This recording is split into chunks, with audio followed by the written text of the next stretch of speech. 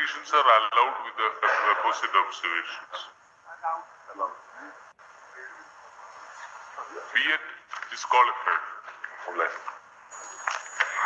जैसा कि आपने जज साहब के लास्ट के स्टेटमेंट को सुना होगा, जो कि उनके माध्यम से बोला गया कि जो बीएड कैंडिडेट है वो यहाँ पर डिसक्वालीफाइड, यानी जो आपके बिहार के छठे चरण की शिक्षक बहाली हुई है, जिसमें प्राइमरी में जो बीएड कैंडिडेट सेलेक्ट हुए हैं, जो कि 2 साल से नौकरी कर रहे हैं, उनकी यहाँ पर योग्यता को लेकर जो कि पटना हाईकोर्ट की तरफ से जो आपका फैसला रिजर्व रखा गया था, तो उसका यहाँ पर आज आपका अंतिम सुनवाई हुआ, जिसमें हाईकोर्ट की तरफ से यहाँ पर अयोग्य, मतलब यहाँ पर डिसक्वालीफाइड बीएड कैंडिडेट को प्राइमरी से जो है आपका कर दिया गया, जो कि यहाँ पर टोटल कैंडिडेट का संख्या लगभग यहाँ पर 22,000 के लमसम है जो बीएड कैंडिडेट हैं। और प्राइमरी में जो आपका छठे चरण का शिक्षक बहाली हुआ था, तो उसमें वो लोग यहाँ पर 2 साल से अपनी नौकरी जो है वो कर रहे हैं। देखिए, बीएड कैंडिडेट के पास अभी भी आपका सुप्रीम कोर्ट का जो है वो रास्ता बचा हुआ है, और निश्चित तौर पे यहाँ पर 22,000 कैंडिडेट हैं, एक कैंडिडेट भी होते तो भी वो सुप्रीम कोर्ट अपनी नौकरी बचाने के लिए जाते। तो यहाँ पर मतलब कन्फर्म है कि जो बीएड वाले कैंडिडेट हैं अपनी नौकरी बचाने के लिए सुप्रीम कोर्ट का दरवाज़ा जो है वो खटखटाएंगे, क्योंकि अब यहाँ पर नहीं लगता कि हाई कोर्ट में कोई इस तरीके का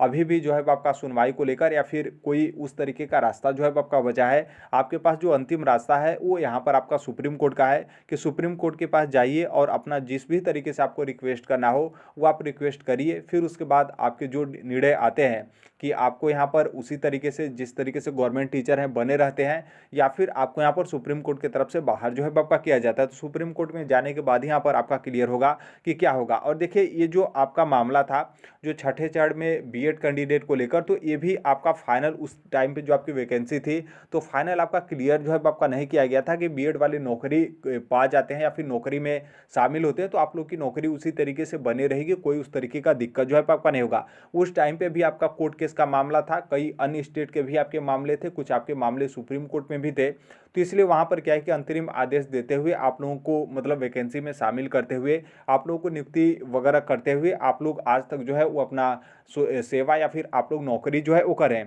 इसलिए आपने देखा होगा कि जो आपका 11 अगस्त 2023 को राजस्थान के संदर्भ में सुप्रीम कोर्ट की तरफ से जो आपका निर्णय आया था कि बीएड कैंडिडेट प्राइमरी के लिए एलिजिबल नहीं है, वो यहाँ पर इस वैकेंसी के लिए वो लोग यहाँ पर फॉर्म जो है वो सबमिट नहीं कर पाते हैं, नहीं करेंगे, मतलब एक तरीके से प्राइमरी के लिए जो बीएड कैंडिडेट है वो यहाँ पर अपात्र हैं। तो उस ऑर्डर में भी जो आपका पटना जो आपका बिहार का छठे चरण का शिक्षक बहाली हुआ था प्राइमरी में बीएड कैंडिडेट को लेकर, तो उसके बारे में भी जो है आपका यहाँ पर मेंशन जो है आपका किया गया था। तो एक तरीके से देखेंगे तो बहुत मुश्किल है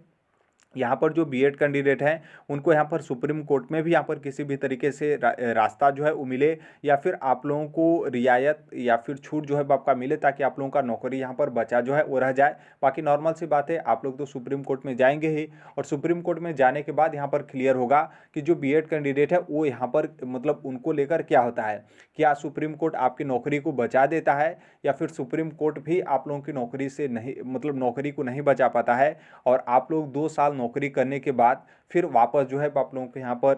घर जो है आपको आना पड़ेगा। बाकी ये जो देखिए आज का जो पटना हाई कोर्ट की तरफ से इस तरीके का निर्णय